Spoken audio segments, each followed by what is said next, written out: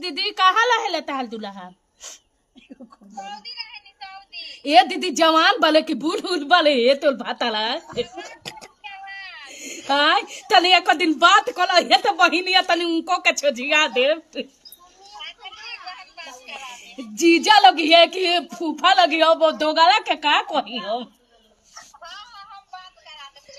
तो मैं बहिन लगो छून तो बहिन लगो तो जीजे दोगाला दे लगी एकदम बात कम की अले तेली मां का चोद कोना का जमल है छले तोरा बेटी का चोद लंदी का छोड़ दे दू चल दिया कोले ना तो हमले के ले चल हाथ भाई धो के मंदिर में कोले ए दीदिया आ तना बुलबा कनाई खी की छोट छली है जीजा का हम जीजा ले बिया कल अते का हल हबे अपन मुहावा में छिनाल हम जीजा च बिया कलम लंदो भती ही तू नहीं हा तना बहिन के छलवा छुंदल एक फे तो मालम के जिन छमे मुति दियई का बहिनी का चोदो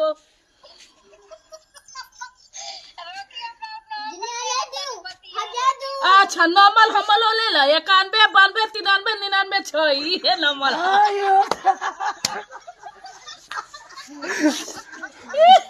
ए जत तहाला एगो हमर गोती नहीं हो छतली एगो गोपाल